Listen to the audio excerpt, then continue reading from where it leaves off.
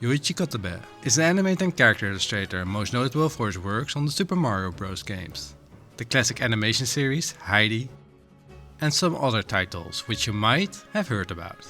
However, before he was recruited by Nintendo, he started at Toei Animation in 1959, which was 2 years after graduating from the Tokyo University of Arts at the age of 23. His first project was working as a key animator for Magic Boy. His career quickly took off as he worked on anime movies such as Alexander the Great, Adventures of Sinbad, and Child of the Ninja. After some years of experience, he took the role of animation director for Flying Phantom Ship in '69. 3 years later, in '72, he worked on Panda Go Panda, an anime series which became quite a hit. One thing that immediately struck me was the resemblance of Totoro's smile. Furthermore, in the early '70s, Yoichi Kotabe was asked to be character designer and animation director for Heidi. Although he was initially reluctant to switch to yet another company, this series elevated his career to the next level.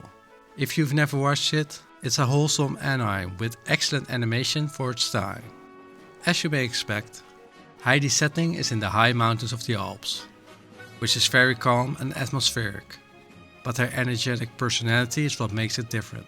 Although he's an animator at heart, Kotabe loved to draw illustrations with watercolor.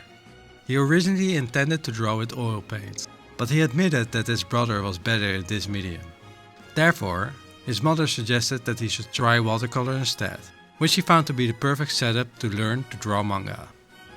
Nonetheless, inspired by Disney movies, he wanted to change Japan's animation.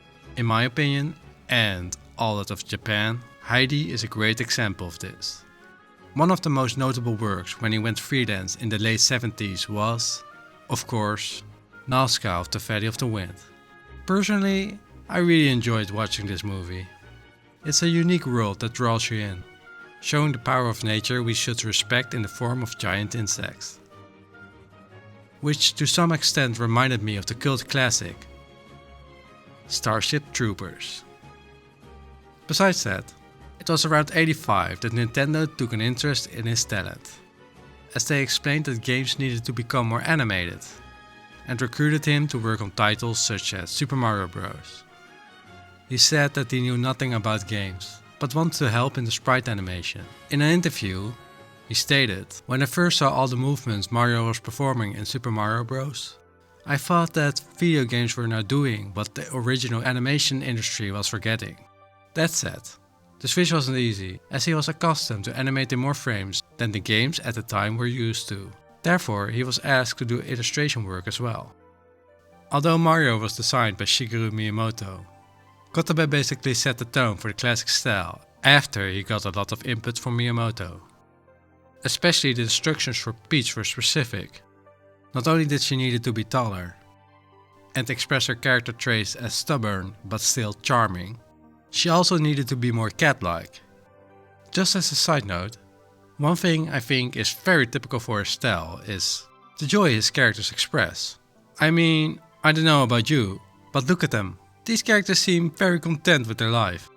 Self-fulfillment aside, although he did some of the illustrations and designs, such as the cards in Super Mario Kart, he acted mainly as a supervisor on art, characters and motions. To sum it up, he was credited in over 40 Mario games, including 3D games. This was because they needed his input to make the animation smooth and playable. For example, he worked on Pokémon Stadium as an input director to help sculpt the 2D Pokémon into 3D models. In the Legend of Zelda series, he mainly worked as an illustrator on a couple of the titles, such as The Adventures of Link. But what's even more impressive to me, that his previous work was the inspirational seed to the art style of the Wind Waker, a design which is quite loved in the fanbase. Of course, he did many more games, like the famous Kukurin. Don't remember this? Well, maybe you once seen this weird stick before. Fun fact, he said that he only planned to work for a maximum of 2 years at Nintendo. And despite that he began working as a freelance animator, most notably the Pokémon movies as an animation supervisor, such as the first movie, Pokémon 3, Cocoon of Destruction and Clash of Ages, and the mainline series such as Best Wishes and XI.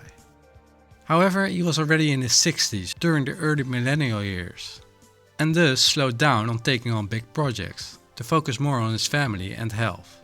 This aside, he did release his own art book that compiled the works of his most notable accomplishments, and he was featured in art museums on multiple occasions as well. I fancy light novel author J.P. First, and what I most admire is that he set the goal to change Japan's animation, and he fulfilled this desire as his works had a great cultural impact, a thing any human would like to relate to.